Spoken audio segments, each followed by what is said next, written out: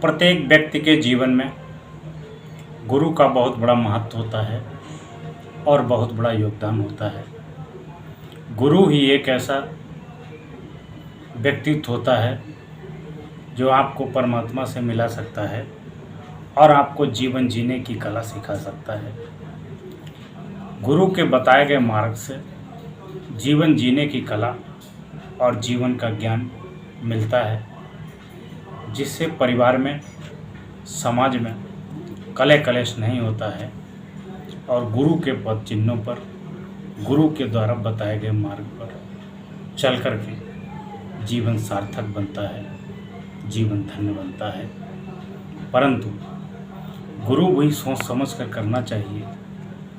गुरु त्यागी हो, गुरु वैराग्यवान हो, गुरु विवेकवान हो, गुरु बुद्धिमान हो, गुरु ब्रह्मचारी हो, गुरु का कोई परिवार ना हो, वो त्यागी और वैराग्य से परिपूर्ण हो।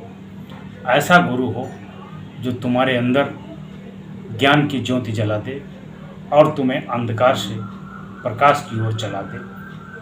जब तुम अंधकार से प्रकाश की ओर जाओगे, तुम्हारा ज्ञान इतना प्रबल हो जाएगा, जीवन जीने की कला सीख जाओगे और तुम्हारा जीवन धन्य हो जाएगा। गुरु बनना, साधु बनना ये कोई मामूली बात नहीं है। गुरु बनना और गुरु होना दोनों अलग अलग बात है, दोनों का बहुत बड़ा प्रभाव है। गुरु बनने का मतलब ये हुआ कि कोई जटा रखा ले, पीले वस्त्र पहन ले, सफ़ेद वस्त्र पहन ले और माला पहन ले, वो हो गया गुरु बनना। और जो गुरु वास्तविक गुरु होता है उसके अंदर त्याग और वैराग्य होता है।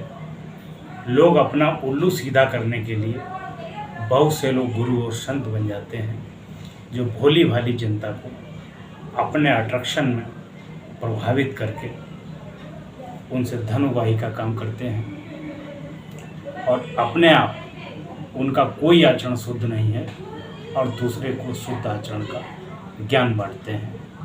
गुरु भी सोच समझ के करना चाहिए।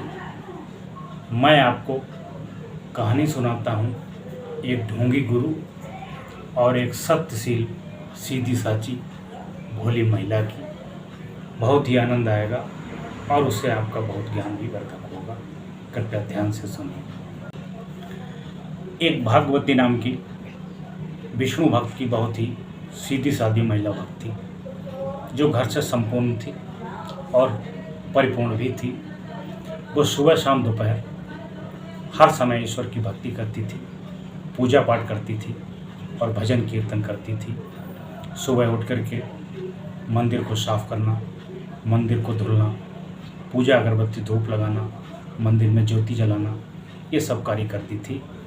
एक सीधा सादा, एक पाखंडी व्यक्ति, सीधा सादा नहीं पाखंडी व्यक्ति देख रहा था कि ये महिला बहुत ही सुंदर है और इसके पास धन और वैभव है, इसका धन कैसे लिया जाए। तो उसने योजना बनाई। उसने एक साधु का रूप धरा और धरने के बाद उस महिला के घर जाता है और कहता है कि हे देवी, मैं आपके यहाँ आज भोजन करूँगा। वो महिला साध्वी हृदय की होती है। वो कहती है कि भोजन खिलाने से मुझे पुण्य मिलेगा, मैं भोजन आपको अवश्य खिलाऊंगी। वो पानी और भोजन लेके आती है, कहती महाराज विराजिए, भोजन ग्रहण करिए। जब वो थाल में भोजन और गिलास में जल लाती है, तभी वो बनावटी संत कहता है कि मैं आपसे एक सवाल करना चाहता हूँ। तो महिला कहती है महाराज जी कैसा सवाल, पूछिए। वो कहती है कि क्या आपने किसी पंथ में, किसी धर्म में गुरुमंत्र लिया है, किसी समुदाय में गुरुमंत्र लिया है?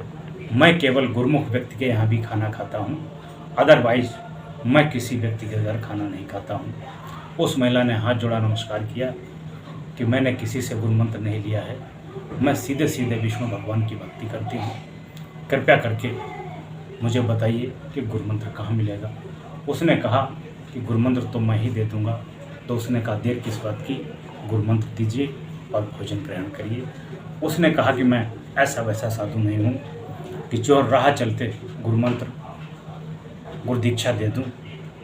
मैं गुरु दीक्षा एकांत जगह में दूंगा और अकेले में दूंगा और पूरी बात बताऊंगा।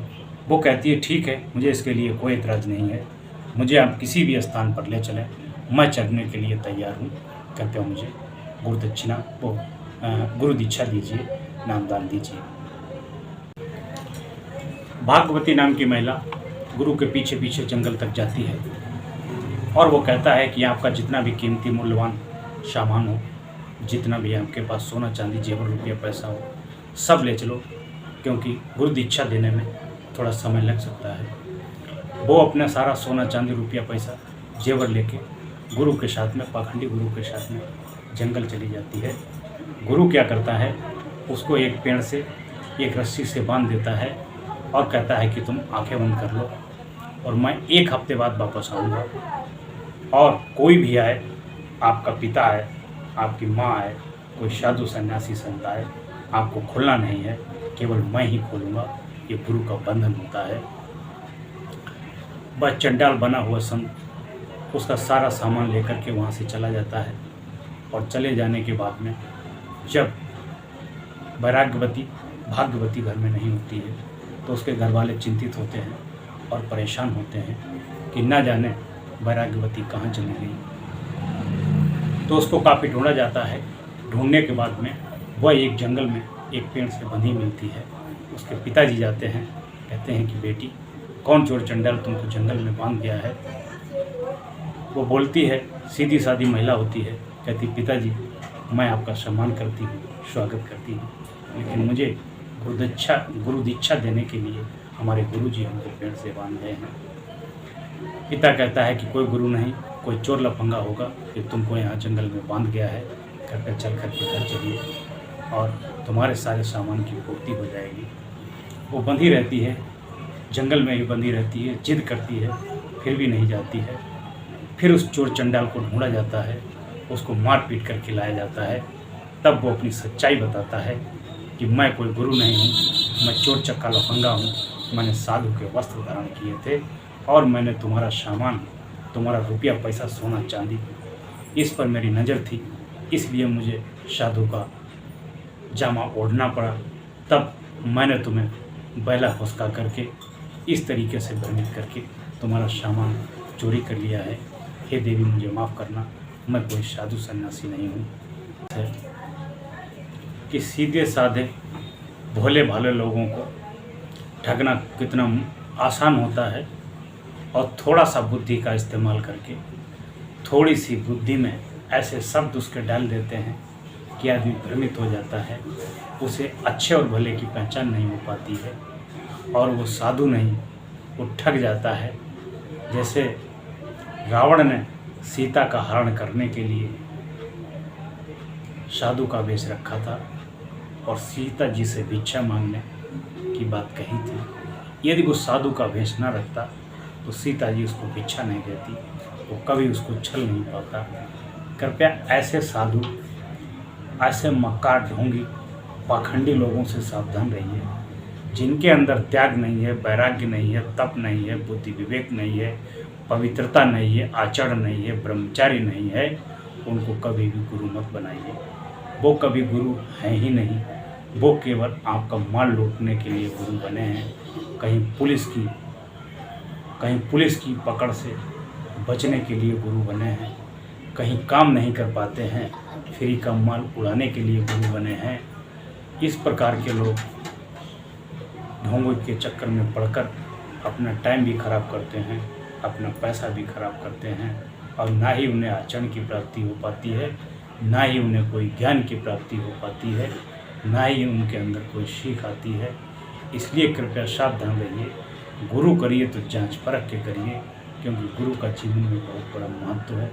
ढोंगी ढकोसली और